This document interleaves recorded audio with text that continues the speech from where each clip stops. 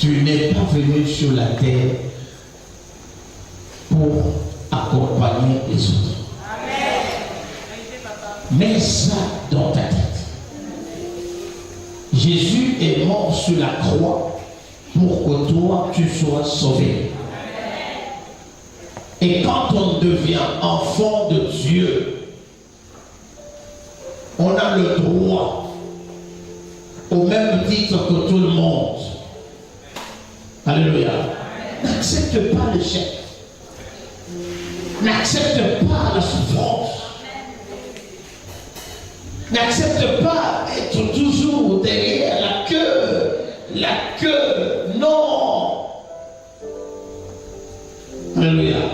Comment est-ce que cette situation changera? Quand est-ce que Dieu se lèvera et il agira? Quand est-ce que Dieu aussi va me localiser? Je dis, Seigneur, je ne suis pas venu accompagner les autres. Ce Dieu nous a créés à son image. Et il a mis en nous l'onction de domination, c'est-à-dire nous sommes appelés à dominer sur la terre, quel que soit le combat. Le combat a plusieurs natures. Le combat a plusieurs natures. Certains combats nous viennent dans la vie parce que j'avais fait telle ou telle chose et cette chose aujourd'hui est en train de me réclamer.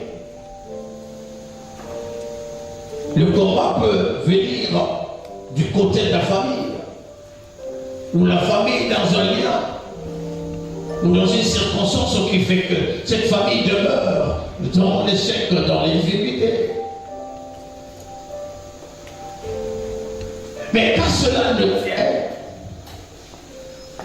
la victoire est mon partage.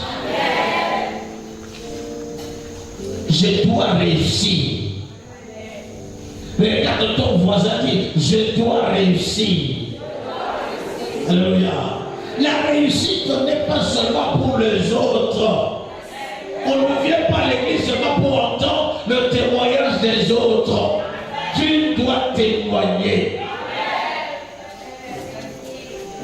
Alléluia. Il faut qu'il y ait un miracle qui s'opère dans ta vie. Il faut que les gens aussi entendent ta voix en disant Dieu s'est levé et il agit dans sa vie. J'entends seulement. Et quand tu entends ce genre de situation et que tu es toujours entendre des témoignages, il n'y a pas de manifestation, alors lève-toi dans la prière. Lève-toi dans la prière. Quand on parle de la prière, c'est ta relation avec le Seigneur. La prière n'est pas l'histoire de 3-4 personnes, non. Quand nous définissons la prière c'est un dialogue. Quand on parle de dialogue, c'est une causerie entre deux personnes. Bien aimé, quand nous crions ici, il n'y a que Dieu qui t'écoute. Alléluia. Personne d'autre. Il peut crier à côté de toi, mais toi tu es en relation avec ton Dieu. Ne regarde pas les autres. Oh non, lui il n'a pas prié, moi je n'ai pas prié. Non, les gens là, voilà. Non, ne regarde pas. Écoutez, quand on vient dans un endroit pareil, et quand on a dit, la prière c'est à 17h ou à 18h. Si on prie jusqu'à 19h et que les gens terminent de prier, moi je me lève ma part maintenant. Je ne regarde personne. Je me mets dans un angle, là où je vais appeler mon Dieu. La Bible dit Daniel se levait chaque fois qu'il y avait une prière et il se retournait vers la fenêtre inférieure. Et là, il se mettait pour adorer son Dieu. Tu n'as pas besoin de groupe, tu n'as pas besoin des gens, tu as besoin de la présence de Dieu au milieu de toi. Alléluia. Oh non, quand il prie vraiment, et tout, non, attends, est-ce que c'est lui? Mon niveau de prière dépend de lui. Amen. Je peux rester 24 heures dans la prière, sans pour autant que quelqu'un vienne m'empêcher. Alléluia. Je te donne ce soir des stratégies pour entrer dans la gloire de l'Éternel. Le Seigneur nous a donné en tant qu'enfant de Dieu. Ce n'est pas parce que tu es né dans une famille pauvre. Ce n'est pas parce que tu es né dans une famille où on a bloqué. Ce n'est pas parce que tu es né dans une famille où on a fait, je ne sais pas moi. Mais laisse-moi te dire, si tu décides de réussir, tu réussiras. Ta victoire dans le combat ne dépend pas d'un homme, mais dépend de ton engagement, de ta détermination vis-à-vis de ce qui est en train de se dire et de se faire. Cherche la face de Dieu. Alléluia. Cherche la face de Dieu. Ça dépendra de toi. Cherche la face de Dieu. Dieu a besoin de voir les hommes et les femmes qui se lèveront et récupérer ce qui leur appartient. Écoutez, j'ai toujours dit dans ma vie que ma vie ne dépend pas d'une personne. Alléluia. Même si tu es là, moi je dois travailler. Si tu me dis, papa, laisse, je faire oui, à ce moment-là, je laisse. Mais que tu sois là, moi, je ne dépends pas de quelqu'un. Vous savez, dans la vie, si tu veux dépendre des autres, tu vas trop souffrir. Parce que nous sommes dans un monde qui est méchant. Cela gêne. Chacun doit se lever pour chercher quelque chose. Pour se battre. Le diable a dit, il ne le sera pas. Elle a dit, il est rôde comme un lion rugissant. Il est en train de tourner autour des enfants de Dieu pour récupérer ce qui leur appartient. Pleure comme tu veux. Crie comme tu veux. Son problème n'est pas là. Son problème, c'est de te retenir dans la captivité, dans le chèque, dans le blocage, dans la souffrance, dans la manipulation, dans tout ce qui est mauvais. Et il te garde. Quand tu pleures, lui, il est content. Mais démontre-le. Sois déterminé.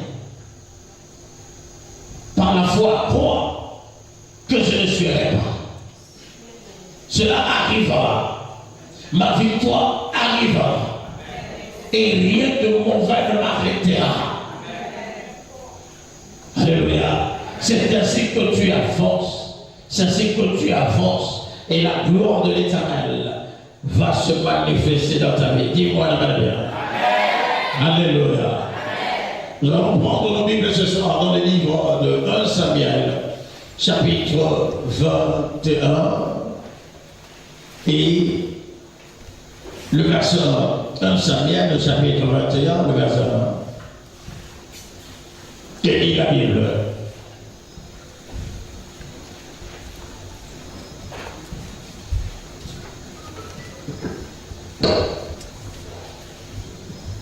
Ma Bible me dit ceci. La Bible déclare. Est-ce qu'on a encore besoin de lire à quelqu'un de ces livres? Ma Bible me dit, David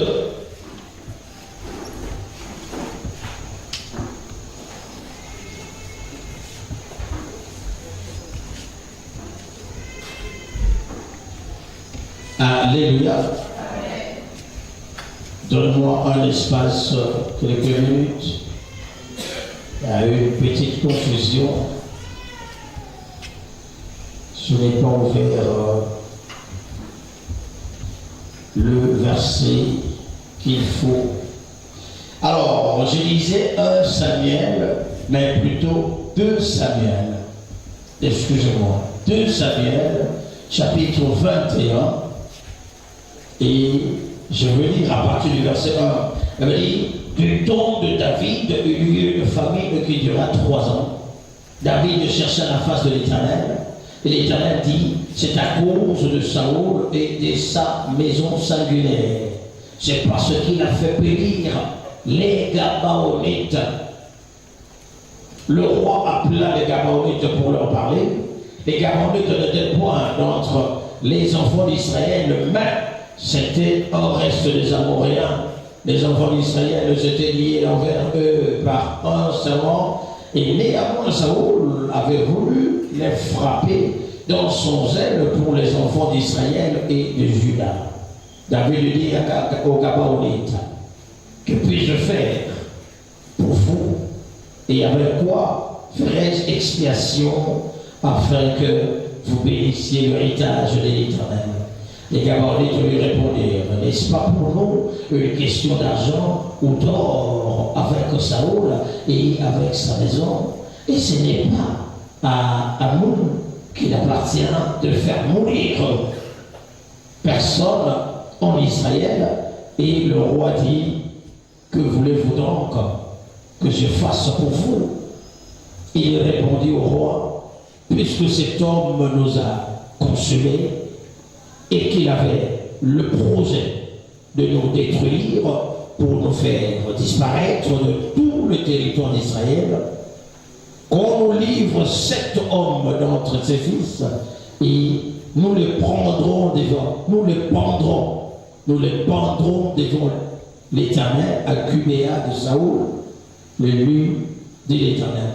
Et le roi dit, je les livrerai. Amen. Alléluia. Très bien, nous bénissons le nom de l'Éternel. Amen. J'étais en train de méditer la parole de Dieu et le Seigneur m'envoie. Je ne sais pas ce qui est vraiment dans la vie de l'homme ce soir, mais je m'envoie dans ces versets bibliques pour qu'on médite ensemble par rapport à la situation de quelqu'un. Alléluia. C'est très important de comprendre l'état d'âme de chaque personne. Connaître l'état d'âme des amis avec lesquels tu pourras faire route ensemble. Connaître l'état d'âme des personnes que tu pourras embrasser sur ton chemin. Connaître l'état d'âme des gens qui vont vivre avec toi, c'est très, très important. Dis-moi de la bien. Connaître les gens, la connaissance que nous cherchons ici, nous pouvons chercher la connaissance à 2 niveaux. Il y a la connaissance spirituelle et la connaissance physique. Il faut connaître la personne physiquement, connaître ce qu'il fait, connaître là où il habite, connaître sa vie, connaître, c'est ainsi que tu pourras faire confiance à la personne. Dis-moi la valeur. Et sur le plan spirituel également, prier afin que Dieu te montre quel est son état d'âme, afin de faire route avec lui. Si ce n'est pas le cas, tu deviendras victime et tu souffriras dans ta vie pour rien. Quelqu'un me dit amen. Alléluia.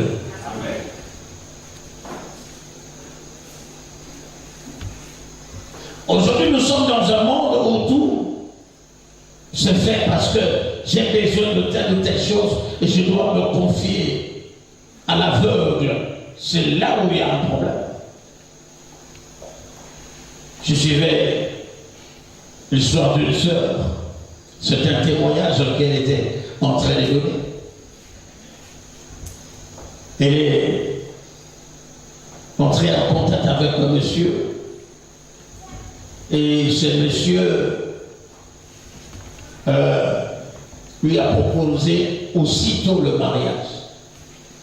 Elle dit non, nous devons entrer en contact avec toi parce que je t'aime, j'ai regardé, tu avais mis ton numéro sur Facebook et voilà pourquoi j'ai cherché à te contacter. La sœur avait mis son numéro sur Facebook pour vendre les articles, mais le monsieur a pris la paix.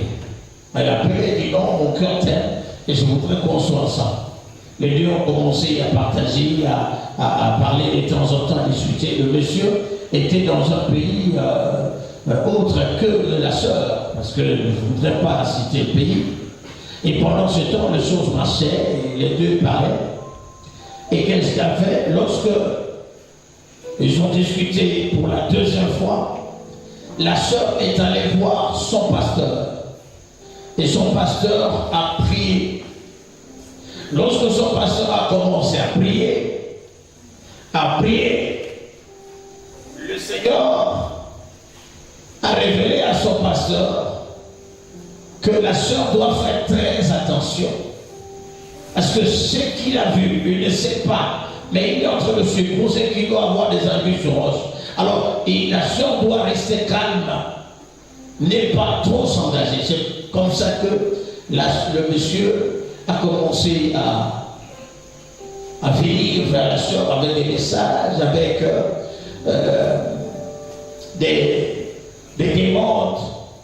Il a demandé à la sœur, dit, mais depuis que je suis avec toi, tu ne m'as jamais demandé de l'argent, pourquoi? Toi, tu n'as pas besoin de quoi que ce soit. La sœur dit non, je ne peux rien prendre de toi. D'autant plus que on ne se connaît pas. On nous enseigne sur l'état d'âme de chaque personne. Et tant qu'on ne se connaît pas, ce n'est pas possible. Mais toi, tu es bizarre, tu n'as pas de besoin. Elle dit non, j'ai des besoins, mes besoins ne te regardent pas. C'est comme ça que les choses ont commencé à avancer avec la sœur. Et un jour, elle a dit, ok, j'ai parlé de toi, ma grande sœur. Et ma grande sœur voulait entrer en contact avec toi. Mais je vais t'envoyer d'abord la photo de ma grande sœur et tu vas l'apprécier. Il envoie la photo. Quand la sœur voit la photo, la sœur a pris cette photo pour aller montrer à son pasteur. Et le pasteur a dit, cette femme c'est une sirène. C'est une sirène. Et nous devons faire très attention par rapport à ces garçons. Alors ils sont entrés à prier. Ils ont pris la photo que le monsieur avait envoyée, ils ont mis là, ils ont prié, ils ont prié, ils ont prié. Or, les prières qu'ils étaient en train de lancer arrivaient là-bas là où ils étaient. Le lendemain, le garçon l'appelle. Il dit que ça soit la dernière fois de prier pour ma soeur. Moi, ce n'est pas demandé de prier. Je dis, est-ce que je te demande de prier? Vos histoires avec vos pasteurs là, hein, il faut arrêter avec ça. Je ne voudrais pas que tu pries. Il a dit, mais attends, comment tu as fait pour savoir que j'ai prié pour ta soeur? Il a dit, écoutez, moi je suis un grand esprit. Moi je suis un grand. Vos histoires qu'on fait là, moi je suis au-dessus de ça. J'ai un Dieu, soleil, qui a la lumière. Mon Dieu, c'est la lumière. Et qui domine sur la nature. Dis, mais ton Dieu, c'est la lumière. Qui domine sur la nature. Mon Dieu, c'est Jéhovah Jireh, qui a créé le ciel et la terre. Et il a fait ta bouche, je suis en train de parler. La discussion commence.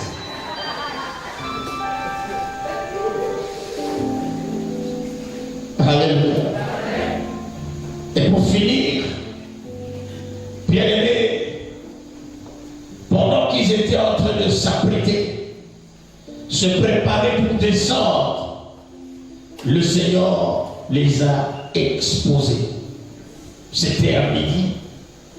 La sœur est venue voir son père spirituel et ils ont prié par rapport à son mariage. Et pendant qu'ils étaient en train de prier, le feu est arrivé de l'autre côté, alors qu'ils étaient déjà en route. Qu'est-ce qui les poussait vers la sœur? Ils avaient vu que la sœur avait des choses terribles en elle. Et si on la récupère, on la met dans le monde des autres, ça sera vraiment une victoire. Il fallait travailler avec sa sœur, qui est vraiment une reine des côtes, qui est très puissante, pour pouvoir récupérer la sœur. Alléluia. Je voudrais parler à l'église de connaître les tatas de chaque personne. que tu souhaites marcher avec. Connaître l'état d'âme du lieu d'habitation, là où tu cherches à aller t'installer. Et je parle souvent aux parents. Nous sommes dans un temps où les enfants se reposent. C'est bien d'envoyer tes enfants sur leur oncle. C'est bien d'envoyer tes enfants sur leur tante. Mais quel est l'état d'âme de leur tante? Quel est l'état d'âme de leur oncle? Beaucoup de jeunes filles de 8 ans, de 12 ans ont perdu leur virginité pendant les vacances. Et quand elles rentrent à la maison, elles ne partagent pas sa mère. Elle a gardé dans son cœur. L'enfant est entré dans la mer. L'enfant vit dans l'amertume. Un problème de tête. Écoutez, nous sommes des serviteurs de Dieu. Il m'arrive des gens, il te dira que ce problème, je n'ai jamais dit à mes parents. Tu es la première fois. Tu es la première personne à qui je me confie. Depuis que ce problème a eu lieu, j'avais 12 ans, j'avais 14 ans. Et aujourd'hui, j'en ai 22 ou 25. Je n'ai jamais partagé. Mais l'oncle, là, quand il me regarde, il essaye de tourner sa face. Il était la première personne qui m'avait forcé. On était en vacances. Et pendant que l'enfant revient, la maman est là, tout se passe bien. En réalité, ce que je suis en train de parler ici, cela est arrivé à certaines personnes ici. Alléluia. Un chrétien ne se donne pas n'importe qui. Un chrétien ne fait pas n'importe quoi. Un chrétien ne mange pas n'importe où. Même à la fête. Un chrétien n'embrasse pas n'importe qui. Là, vous vous rencontrez. Demain, ça devient l'histoire, je ne sais pas moi. Ça ne se fait pas. Alléluia. Ça te dira d'aller de l'avant. Ne ramasse pas la chose qui ne te concerne pas. La Bible dit du temps de David, il y eut une famine qui dura 3 ans.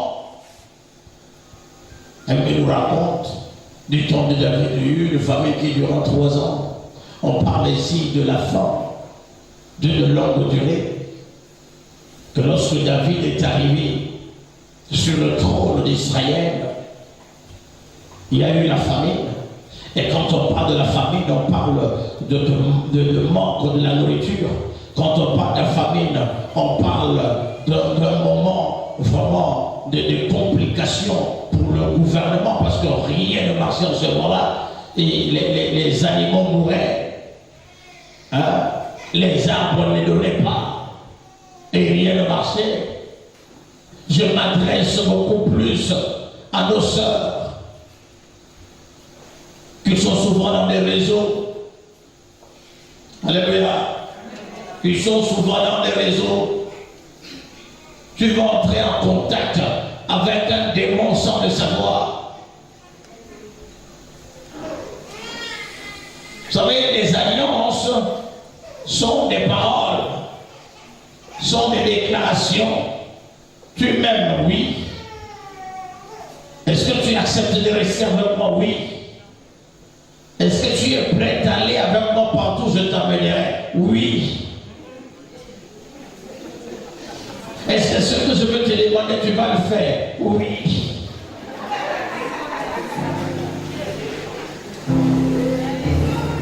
Alléluia.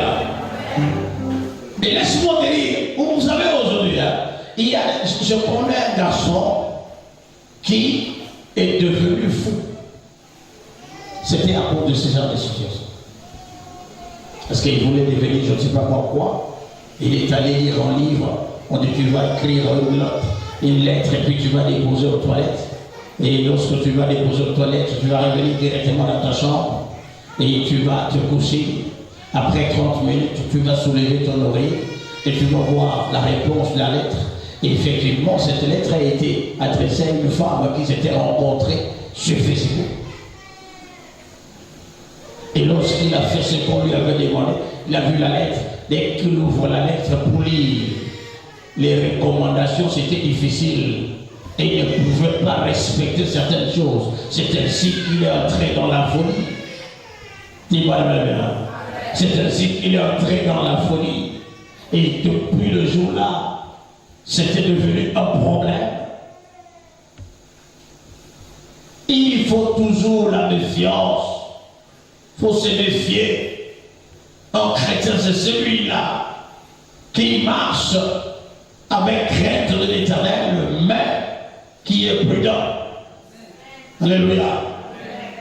Voilà pourquoi Jésus dit au peuple israélien, soyez prudents comme le serpent. Tu as déjà vu un serpent? Il y a des autres qui parlent de serpent, vous n'avez pas encore vu le serpent. Mais tu vois le serpent seulement à la télé. Dis-moi le même. Ah oui, le serpent c'est un animal très prudent. Je lui ai rencontré le serpent plusieurs fois. Dis-moi le même. Pas dans le rêve, mais physiquement. Le serpent, quand il est en train de ramper, il n'est pas droit. Il est toujours en train de regarder à gauche, regarde à droite. Regarde à gauche, regarde à droite. Et bien aimé, quand tu fais une erreur de passer à 1 mètre de serpent, il a toujours peur. Il va plonger sur toi, t'attaquer. Il est très prudent. Je ne sais pas si on a informé que l'homme te cherche. Alléluia. Je suis en train de te parler de quelque chose que le Seigneur m'a demandé de te dire. Sûrement, il y a quelqu'un qui traverse cette situation-là ce soir. Raison pour laquelle le Seigneur m'envoie te dire. Du temps de David, une famille qui dura 3 ans. Une famille qui dura 3 ans. Comment la famille? Comment le manquement? Comment les difficultés peuvent entrer dans la maison de David? David, un homme appelé par Dieu. David n'avait pas cherché Dieu. C'est Dieu qui a cherché David.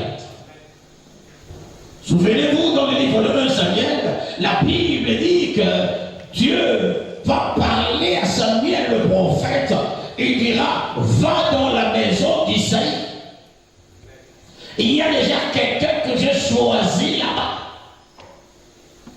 Et l'appel de David, ce n'était pas n'importe quel appel. Parce que lorsqu'on a cherché David dans toute la famille, on n'a pas eu. Samuel était sur le point de rentrer. Quand il a demandé, il n'y a pas encore quelqu'un d'autre ici. Parce que Dieu n'a pas dit oui, Dieu n'a pas approuvé. Toute personne. Il dit non, il y a encore quelqu'un là. Lui, là, il reste toujours au champ, à la forêt. L'esprit, on a un peu le cherche. Peut-être c'est lui. Bien aimé, Samuel est assis. On lui a présenté à manger. Il dit, je ne mange pas tant qu'il ne sera pas là. Samuel étant déjà vieux, il a commencé à dormir sur le fauteuil. Il attendait l'arrivée de David. Ils étaient allés loin. La Bible n'a pas tout dit. Ils ont pris ils marchaient à pied pour aller chercher David là où il était loin. On l'a attendu plus d'une demi-journée. Quand David entre dans l'enclos de la maison, Samuel se lève et dit, c'est lui. Alléluia. Et il a pris l'huile qu'il avait gardée, il a oint David, et David a commencé à avancer. Lorsqu'on a oint David, ce qui était descendu sur sa tête, c'était de l'huile. Mais le même jour, depuis le jour-là, l'Esprit de Dieu ne l'avait jamais quitté. Alléluia. Et vous savez, quand il a commencé à avancer, il a tué Goliath et il a commencé à vivre avec l'Esprit de Dieu. Il était un grand instrumentiste. Il jouait tout genre d'instruments. Et laisse-moi te dire, l'Esprit de Dieu était avec lui. Quand il était en train de jouer, les démons pouvaient quitter le corps de Jean. Alléluia. C'est pas quand les autres jouent ici, les démons viennent. Est-ce que je m'adresse à quelqu'un? Alléluia. Quand David jouait, elle me dit, Saoul avait un problème. Le problème c'était les esprits venaient menacer Saoul. On allait appeler David. Dès que David arrive, prend un instrument, commence à jouer, les esprits qui étaient dans Saoul quittent. C'est pas moi qui le dis, j'ai la Bible. Dis voilà. Toi, tu peux jouer les chevaux de bons filles. Alléluia. Je vous dis et laisse-moi te dire une chose. Il s'est passé une chose, c'est David était un homme appelé, un homme selon le cœur. Cet homme, lorsqu'il est arrivé pour sa gouvernance, il a vu des choses. La première année de sa gouvernance, la sécheresse a frappé le pays. Les gens se lamentaient. Les animaux mouraient. Le sol ne donnait plus. Il y avait des difficultés. La famine a frappé tout le pays. Et David était là, il ne comprenait pas. Le problème de David, c'était quoi? Le problème de David, ce n'était pas sa mère, ce n'était pas son père, ce n'était pas sa famille. Mais le problème de David sortait d'ailleurs. Bien-aimé, tu peux marcher aujourd'hui, rencontrer quelqu'un qui va te poser tout le problème de la vie, sans le savoir. L'état d'âme de la personne qui est avec toi, tu le connais. Tu la connais, tu connais la personne qui partage la vie avec toi, tu connais la personne qui te propose un mariage, tu connais la personne qui t'aide de temps en temps, tu connais la personne comme une soeur qui disait, et dit non, il y a un monsieur qui m'aide, et ce monsieur-là, vraiment ça fait 4 ans qu'on est ensemble, et il ne m'a jamais demandé qu'on aille avec lui. 4 ans. Il faut bien lui demander si tout va bien chez lui-même, ou bien il n'y a pas un fétiche derrière qui fait qu'on est en train de récupérer. Chaque fois qu'on te donne, on récupère ce qui t'appartient. Laisse-moi te dire, il y a des gens, quand ils te donnent 10 000, ils récupèrent 10 jours dans ta vie. Il y a des gens, quand tu manges ces 10 000, ils récupèrent ce qui est en toi. C'était le cas de David. David était dans, je voudrais dire, quelle est la cause de la situation que tu traverses. Lorsque David est arrivé sur le trône, la Bible dit, la famine a frappé le pays, alors que Saoul était là, rien ne s'est passé.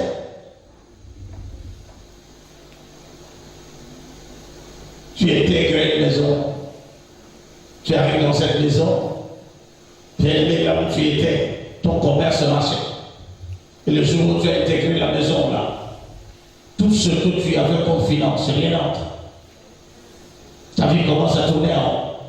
Le blocage de gauche à droite. Les gens commencent à te rejeter, à te détester. Il y a des terres, quand tu foules tes pieds dans cet endroit, bien aimé, tu commences à voir tous les problèmes du monde. Laisse-moi dire, la sorcellerie, on ne la fait pas seulement sur les hommes. On peut maudire une terre, venir sur ta terre et danser dessus, ramasser la terre, aller travailler quelque part, venir déposer. Aucun enfant de cette maison ne passera 2 mois sans pour autant qu'il ne tombe malade.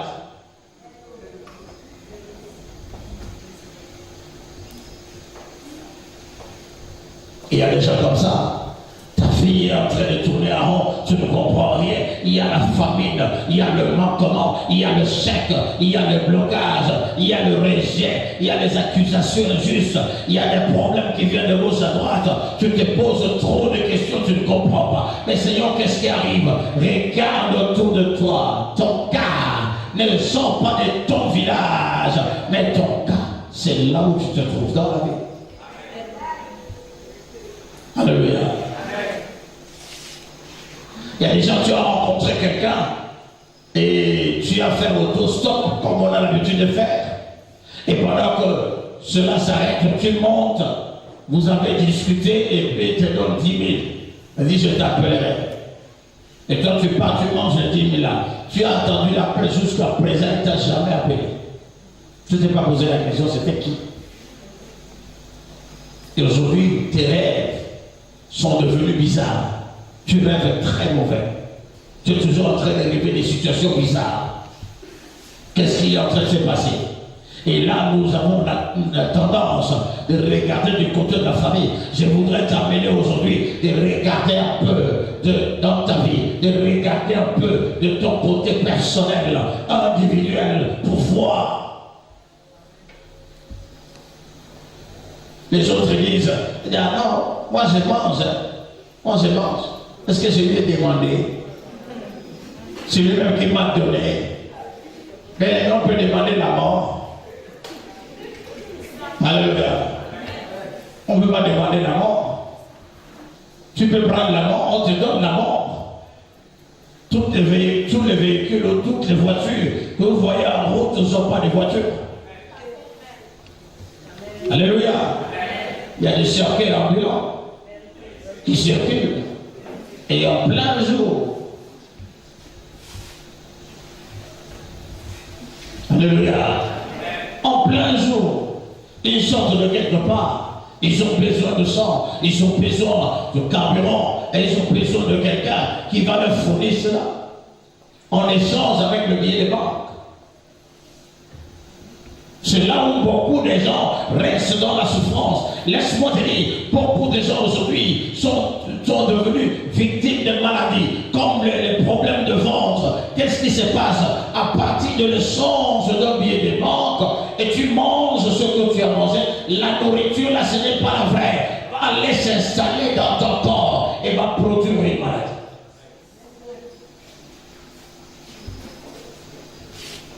Va produire une maladie. Et cette maladie, on a tout fait, on n'a pas vu. La médecine n'a rien vu. Et toi, tu continues de souffrir. Tu continues de vivre des difficultés. David a regardé de gauche à droite et il n'a pas vu quelque chose qui pouvait provoquer cela. Alors que Dieu l'a appelé. Et si Dieu l'a appelé, ce que Dieu est appelé maintenant à veiller sur sa gouvernance. Mais ce qui se passe, c'est que David est dans les difficultés. C'est donc qu'est-ce qui se passe? La Bible dit ceci. Pendant que David a vu cette situation, qu'est-ce qu'il a fait? Il est allé vers le Seigneur. Alléluia. David invoqua le nom de l'Éternel. Lorsqu'il a invoqué le nom de l'Éternel, Dieu a dit à David, c'est Saoul. Alléluia. C'est à cause de Saoul et de sa famille qui ont versé le sang dans le lieu où tu te trouves. Bien-aimé, la maison où tu te trouves, est-ce qu'il y a le sang qu'on a versé? Est-ce que dans le lieu où tu es, où les choses ne marchent pas, tu connais de ta dame, de la chambre où tu es intégré, qui habitait cet endroit, avant que toi tu n'arrives, qui habitait cet endroit? Et dans cette chambre-là, lorsqu'on était en train de construire, qu'est-ce qu'on avait mis en bas avant le crépissage? Qu'est-ce qu'on avait mis pendant la fondation?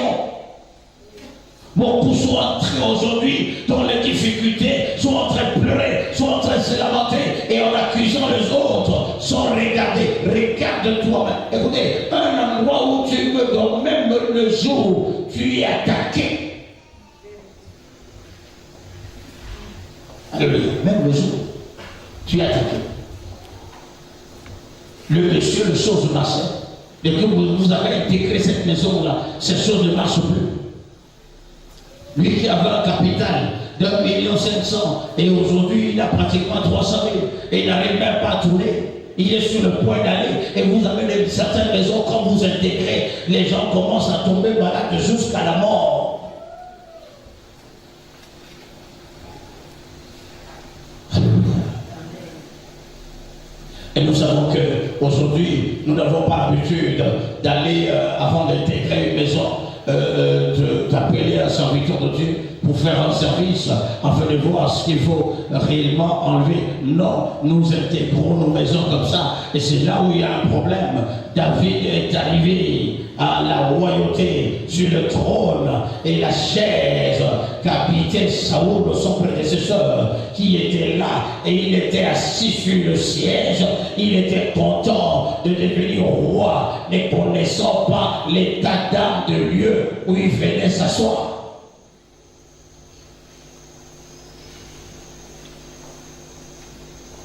Il y a des choses dans la vie qui ne marchent pas. Ce n'est pas toi. Il y a des choses dans la vie qui ne marchent pas. Tu n'as rien fait, tu n'es qu'une victime.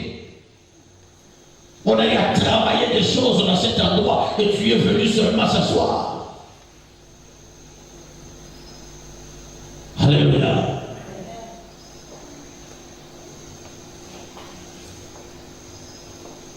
Dis-moi, Amen. Qu'est-ce qui est en train de se passer dans ta vie et qu'est-ce qui se passe réellement? Aujourd'hui, telle chose ne marche pas, telle chose n'arrive pas à atteindre l'endroit où ça doit atteindre, telle chose n'arrive pas à se concrétiser. Mais Seigneur, qu'est-ce qui se passe? Non, je n'arrive pas à réussir, je n'arrive pas à faire, à joindre les deux bouts. Mais qu'est-ce qui se passe? Il y a des gens qui habitent des maisons où on a émergé les bois. Alléluia. Ah oui, parce qu'il y a des maisons là où on émerge les bois. Le problème, c'est que le bois n'a pas un problème avec toi. Et lui, il habite là. Dis-moi la même. Ah oui. Il y a des gens qui hébergent leurs animaux, leurs totems dans leur maison. Amen. Vous trouverez aujourd'hui, les gens ont l'habitude de construire. À l'époque, cela ne se faisait pas. Mais à notre temps, les gens construisent des maisons avec des piscines au salon. Quel est l'objectif? L'objectif, c'est d'héberger une sirène dans cet endroit. Pour que avant, on les hébergeait dans les aquariums. Quand tu pars dans une maison, dans un salon, tu trouves l'aquarium qui est là, et à l'intérieur de cet aquarium, il y a un petit poisson qui a la couleur rose, qui est bizarre ou bien vert. Alors, quand tu regardes, tu dis non, c'est un poisson, mais en réalité, ce n'est pas un poisson, c'est un esprit qui sort la nuit et qui devient complètement une femme.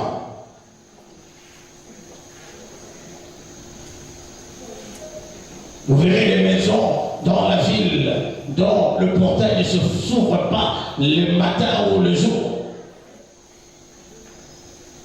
Allez ici, dans ce quartier qui est ici. Je ne voudrais pas citer le nom. Des portails 3 mètres, 4 mètres. Ici, hein, je ne sais pas les noms. Là où tu es. Alléluia. Oui, c'est un quartier dangereux. Mais là, ils sont là. Et imagine-toi, tu habites, tu es un voisin pareil. Les gens qui habitent avec, qui sont voisins des pasteurs, sont vraiment bénis. Dis-moi la même.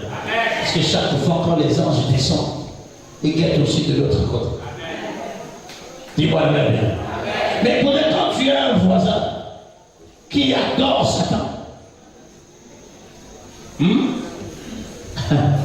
ça il y a un problème. Mais David était là, mais rien ne marchait dans sa vie. Pourquoi? Parce que Saoul avait maudit le lieu. Qui a maudit ta maison? Qui a maudit ta chambre? Qui a maudit ton terrain? Qui a maudit le lieu où tu habites? Et qui fait qu'aujourd'hui tu n'arrives pas à aller de l'avant? Il y a des gens qui il a eu 5 millions. Il dit, je vais commencer à me débrouiller. Et il va aller louer une boutique au marché. Or, cette boutique que tu as louée, la femme qui louait avant pratiquait. Et il y a un marabout qui est venu enterrer une marmite dans cette boutique-là. Et lorsqu'elle est partie de là, elle n'a pas eu le temps d'enlever. Et toi, tu es venu seulement s'asseoir. Et tu te dis chrétien. Tu viens là sans même faire une prière. Même si tu rends grâce à Dieu. Bien-aimé, laisse-moi te dire, il y a prière. Si tu ne connais pas ce qui est en train de te déranger dans ta vie, tu ne pourras pas atteindre la gloire de l'Éternel. Une fois, je dormais à la maison, une femme m'a appelé à cette époque. Elle dit, papa, viens. J'ai dit, mais il y a quoi? Il dit, non, s'il vous plaît, s'il te plaît, papa, viens. Bien aimé, j'ai pris la moto à cette époque. Il y a peut-être 15 ans, j'arrive à l'Edo. Dès que j'arrive devant la boutique de la femme, elle a dit, papa, regarde, je ne peux plus accéder dans ma boutique. Et je suis resté là, je regardé. Qu'est-ce que je voyais? Quelqu'un a venu déféquer devant la boutique. Et on a pris cette matière fécale, on a écrit en arabe sur le portail de la boutique. J'ai dit, ne touche pas. On a cherché l'explication et quelqu'un est venu dire, non, ce sont des malédictions qu'on a déclarées. J'ai dit, en dehors même de l'explication, l'acte qui vient d'être posé, c'est une malédiction.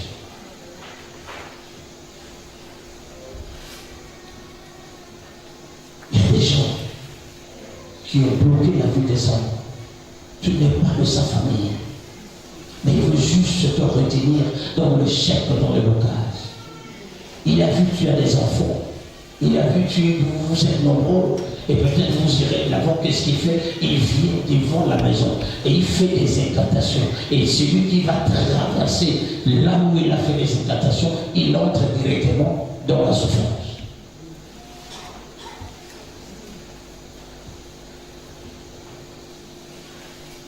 Il y a des gens, tu as eu une boutique au marché, pendant que les voisins sont en train de vendre, toi tu peux faire 8 mois, tu n'as vendu que 27 000.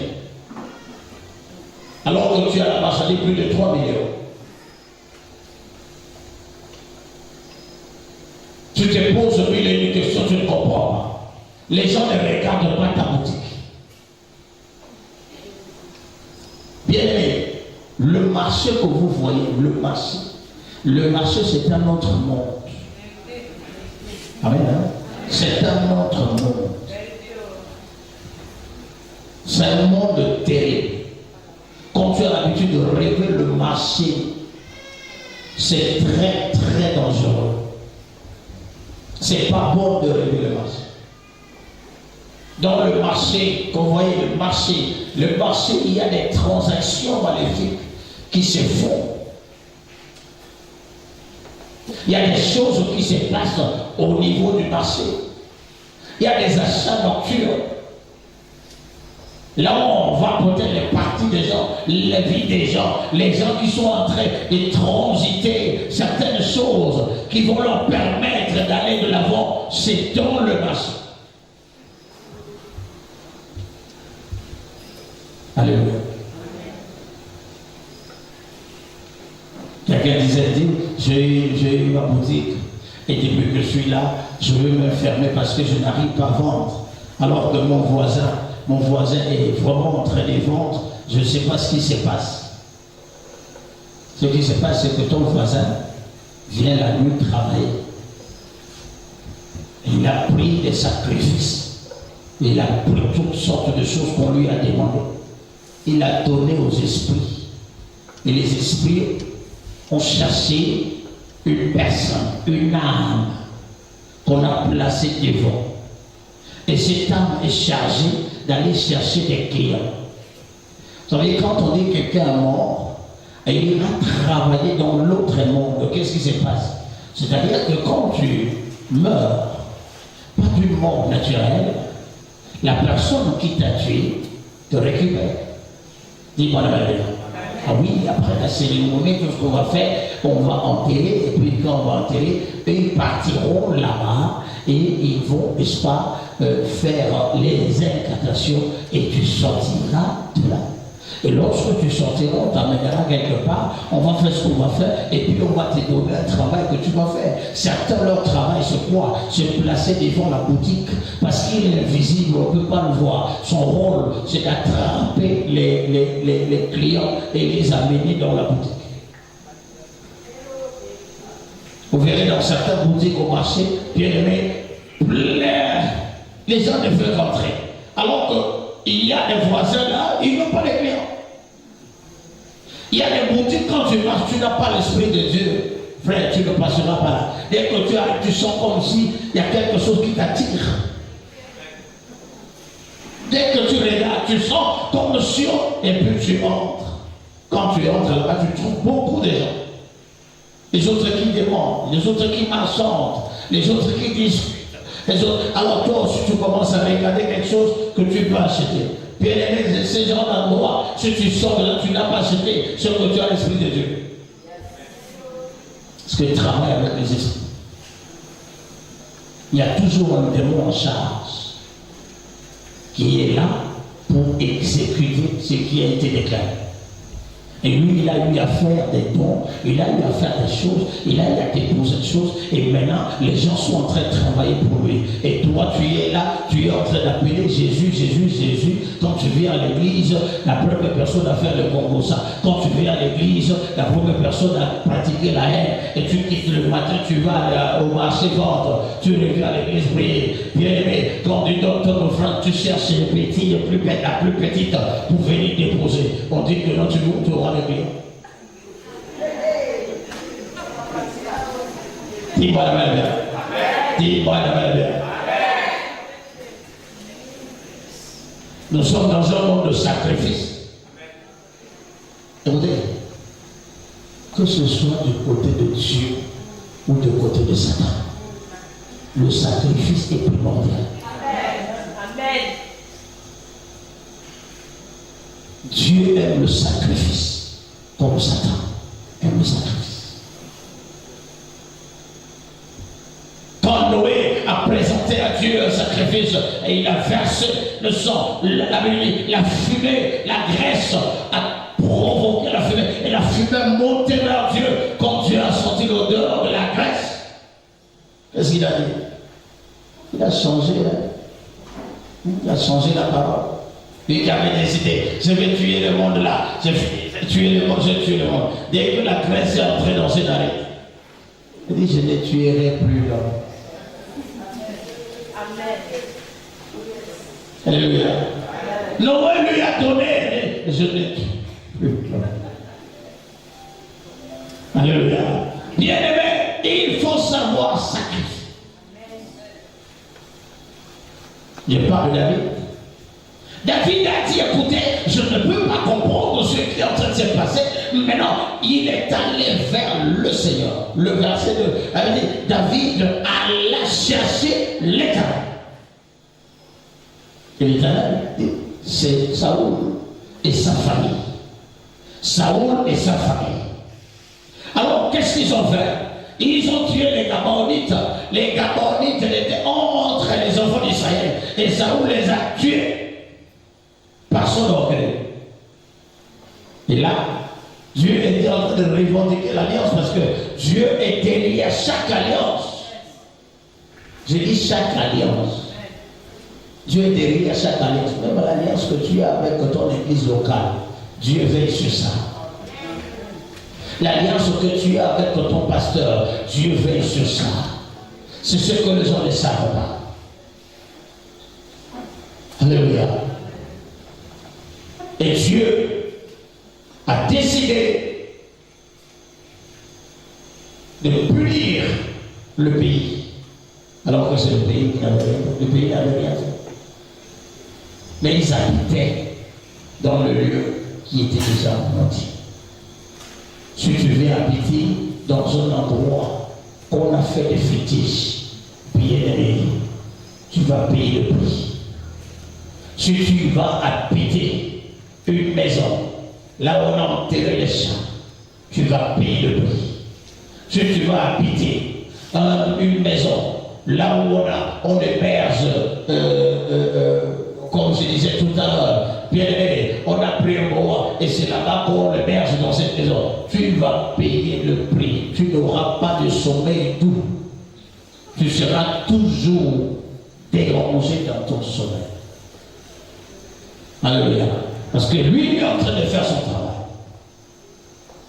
Quand tu es en train de te battre, tu dis, mais Seigneur, je ne comprends pas ma vie. Ce qui est en train de se passer, c'est que tout ce que je fais, réellement, c'est comme si quelqu'un à côté de moi. Bien aimé, tout ça, ça ne vient pas forcément de nos familles. Ça peut venir des gens que tu as rencontrés sur ton chemin. Saoul ne faisait pas partie de la famille de David. Mais la relation entre Saoul et David était au niveau de leur travail. Saoul était roi et David est devenu roi du même. Et c'est là où il y a une liaison. Ils ne sont pas de même famille. Ils ne portent pas le même sang. Mais David a été victime de la souffrance. Qui a travaillé sur ton terrain, qui a travaillé dans ta maison, qui a enterré des choses pendant que tu étais en train de travailler dans votre maison, qui est venu jeter le fétiche pour que cela vous retenez dans le chèque, dans le blocage, qui est allé faire ça et venir déposer devant le portail afin que vous traversez. Parce qu'il y a le fétiche, quand on fait, ça demande toujours l'endroit là où les gens passent. Dès qu'on enterre, les gens, quand ils traversent, automatiquement, ils deviennent des victimes.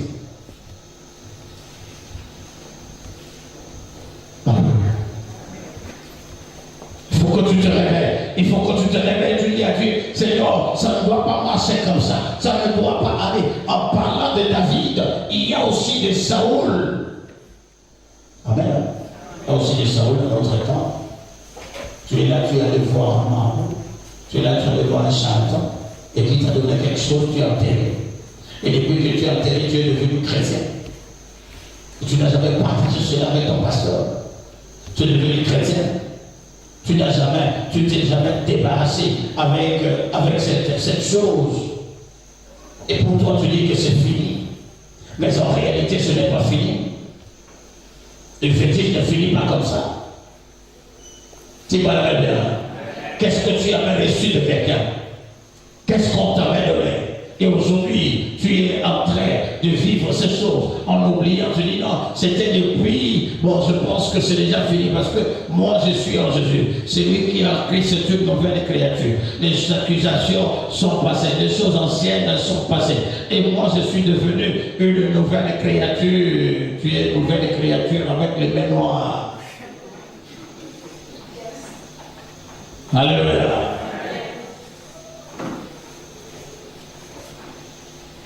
Nouvelle créature remplie de mauvais souvenirs. Et ce qui fait aujourd'hui, il y a des réclamations qui viennent de gauche à droite. Il y a certaines réclamations qui ne viennent pas forcément de notre famille, mais ça vient des esprits, des démons. Et qui aujourd'hui retient la vie de beaucoup de gens. Qu'est-ce que tu as fait?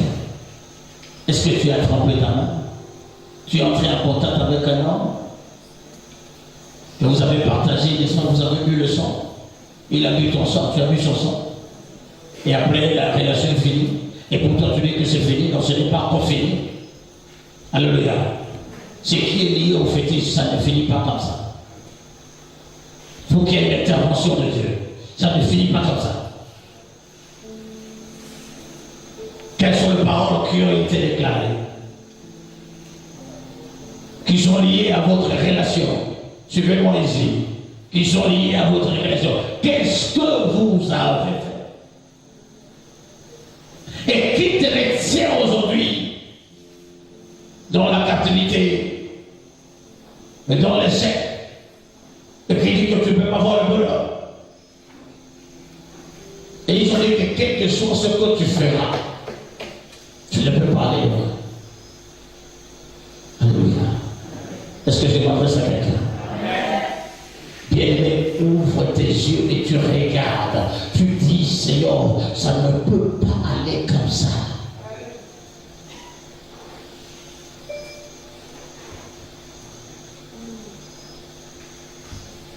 Qu'est-ce que David a dit?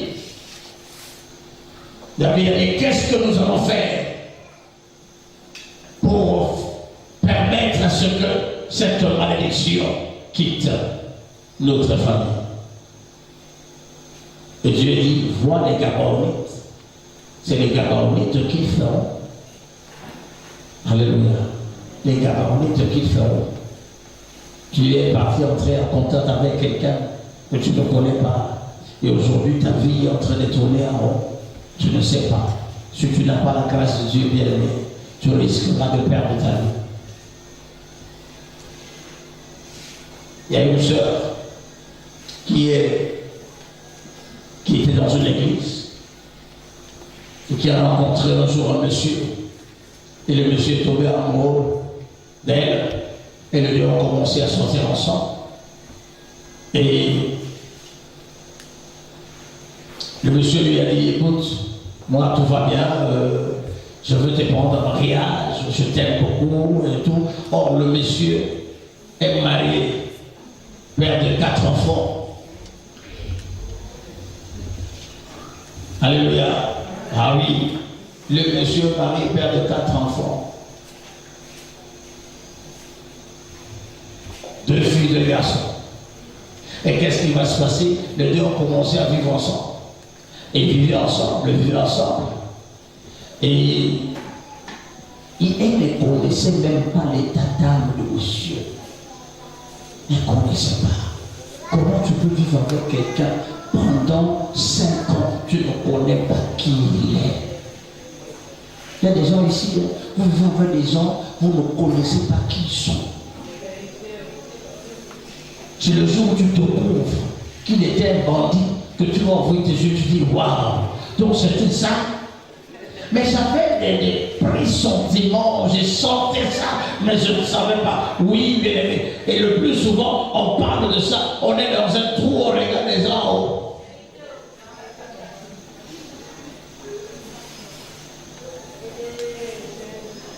Dis-moi la vérité. Et c'est parce que, avec le monsieur, on a commencé à vivre. Comme aujourd'hui, hein, chacun fait ce qu'il veut hein, à l'église. Hein. Moi, je vais à l'église, j'écoute ma parole. Je rentre chez moi. Hein. L'homme de Dieu ne peut pas entrer dans ma vie. Ma vie, c'est ma vie. Ma vie, c'est ma vie. Et puis là, bien aimé, les choses commencent à marcher. Et puis, avec le monsieur, ils ont eu un enfant. Alléluia. L'enfant est venu. Et ils ont commencé à célébrer l'enfant. Le monsieur a pris une maison et puis il a logé avec l'enfant et tout. Ils ont commencé à vivre. Ils ont commencé à vivre. Ils ne connaissaient pas l'état d'âme du monsieur. Et puis comme Dieu fait grâce, Dieu va envoyer quelqu'un vers elle pour lui dire, ma fille, tu connais le monsieur qui vit avec toi? Il a dit oui, c'est mon mari. Bientôt on va se marier. Et il m'a dit on va se marier.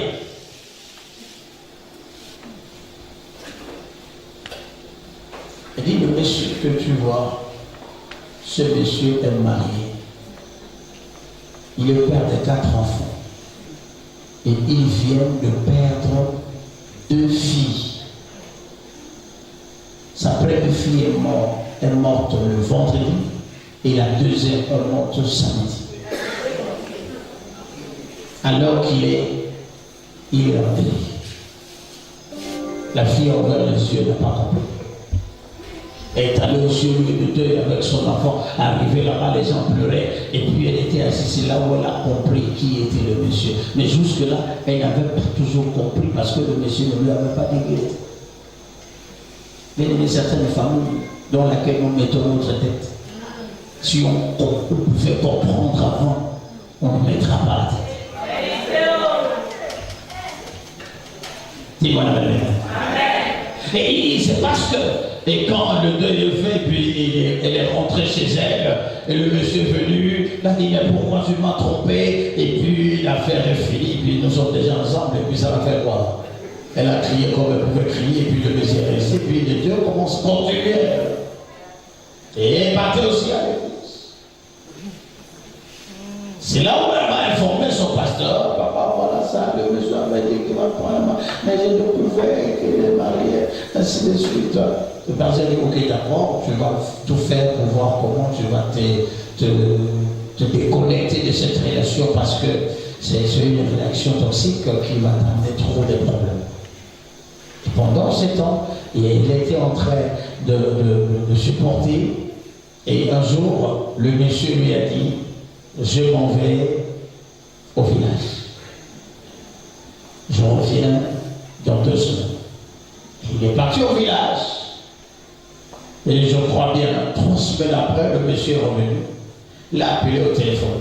Il dit, je suis rentré, mais je suis gravement malade. Il faut venir avec l'enfant. Or, il était parti voir son pasteur. Son pasteur lui avait dit, tu ne peux plus le faire. Et pendant qu'elle est entrée dans la prière, le Seigneur lui a donné d'autres stratégies qu'elle devait mettre en place. Et le monsieur, quand il est revenu de son village, il est revenu en force, parce qu'il avait besoin encore de sacrifices pour son travail.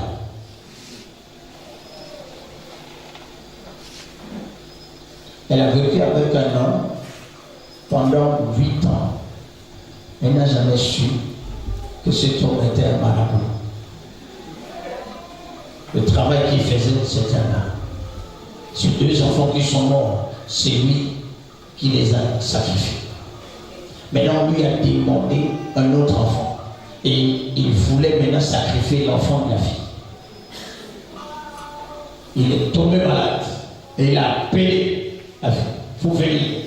Il a dit, je vais venir. 2 jours après, il appelle, il faut venir. Il a dit, non, je veux venir. Il s'est levé, il est allé voir l'homme de Dieu. L'homme de Dieu lui a dit, mais tente même pas de mettre ton pied là-bas. Il est malade. Lorsque tu arriveras là-bas, dès que tu sortiras de l'enclos, il va se relever et toi et l'enfant vont mourir. Et pas et tu vas voir ce qui arrivera à lui-même. Parce que le délai a été déjà fait. On a déjà tout fait de l'autre côté pour que toi et l'enfant vous partiez. Alors si toi tu ne pars pas, on va les récupérer lui-même. C'est comme ça qu'il a insisté pendant 12 jours. Et le fétiche a exigé que c'est la fille qui doit venir. Ce n'est pas lui qui ira voir la fille. Et la fille n'est pas venue. Et il a appelé un matin pour lui dire que tu m'as tué. Tu m'as tué. Mais voici en train de mourir. Mais avant de mourir, je vais confesser. C'est moi qui ai tué mes filles. Et c'est moi qui avais tué la mère. Il avait tué la mère de la fille. Quand les 2 ont commencé, 8 mois après, la fille a perdu sa mort.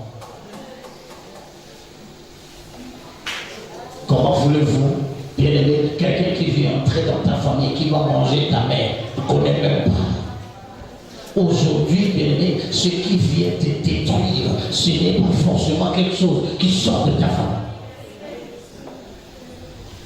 Nous sommes en train de mettre des stratégies pour comprendre. Laissez-moi te dire, le monde dans lequel nous vivons, c'est un monde qui est devenu de plus en plus dangereux. Les forces sataniques ont multiplié les stratégies et aujourd'hui, ils sont en train de vouloir atteindre n'importe qui. Si tu es dans l'ignorance, on t'atteindra.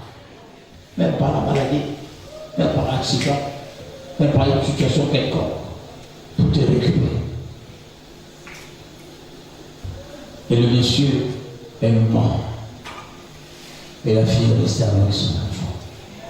C'est pour ça qu'elle est partie à l'église, pour aller rendre grâce à Dieu, pour témoigner. Et moi-même. Alléluia. Mais déjà, laisse-moi te dire, le monsieur est parti. Mais il y a les liens qui est resté entre toi et le monsieur. Tout ce que vous avez eu à parler. Maintenant, chaque fois quand elle dort la nuit, le monsieur apparaît sur son lit. Quand il veut retourner, qu'est-ce que je te dis? Tu m'as tué. Tu m'as tué. Il dit, je suis en train de souffrir là où je suis. Tout ça, c'est à cause de toi. Tu m'as tué. La fille, à un moment donné, voulait devenir malade. Elle est en train de marcher, voir le monsieur de l'autre côté en train de traverser. Même en journée. La folie là. Quand tu vois quelqu'un qui commence à courir seul, abandonner l'enfant.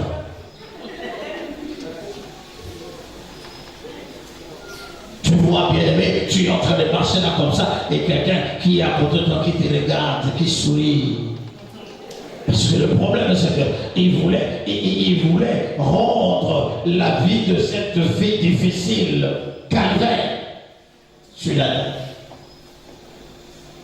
Parce qu'après, il fallait partir là. Il était déjà question, le nom de la fille était déjà de l'autre côté. Il fallait qu'il parte ensemble. Qui est derrière ta vie, qui tu as rencontré et quel est son état d'âme? Quel est son état d'âme? Parce que là, on voit un temps où n'importe qui peut faire n'importe quoi.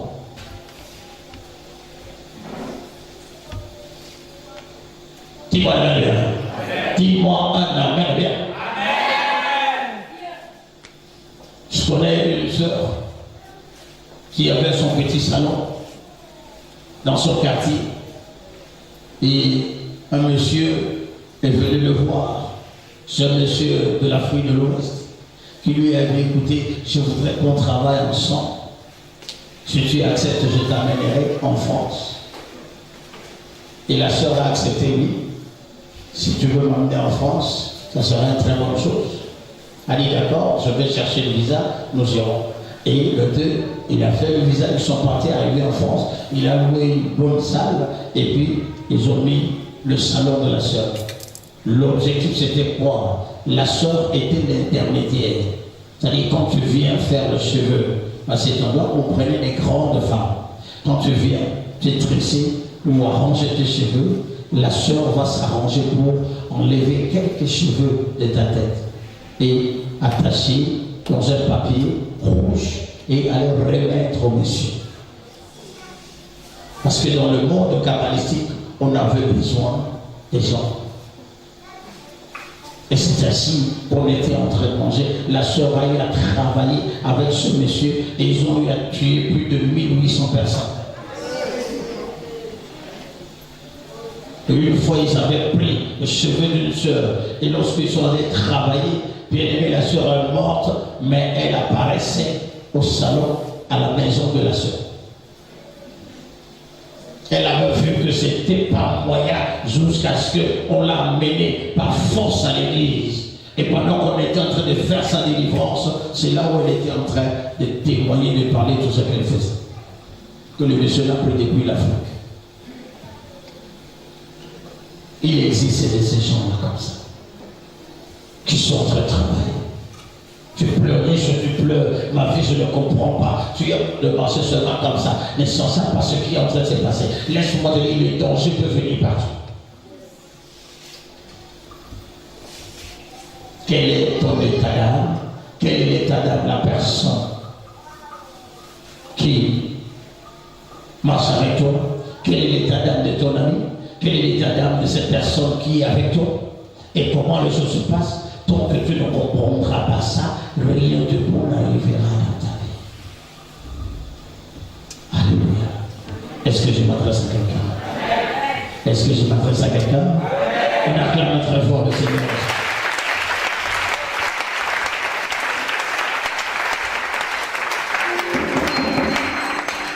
Bien aimé, pour clôturer, regardez, on a dit pris 7 hommes de la famille de Saoul. On avait parlé de Mephibosheth et on les a sacrifiés. Je prie ce soir que tu ne sois pas un sacrifice des autres, que tu ne sois pas un sacrifice de magicien, que tu ne sois pas un sacrifice de sorcier, que tu ne sois pas un sacrifice de charlatan,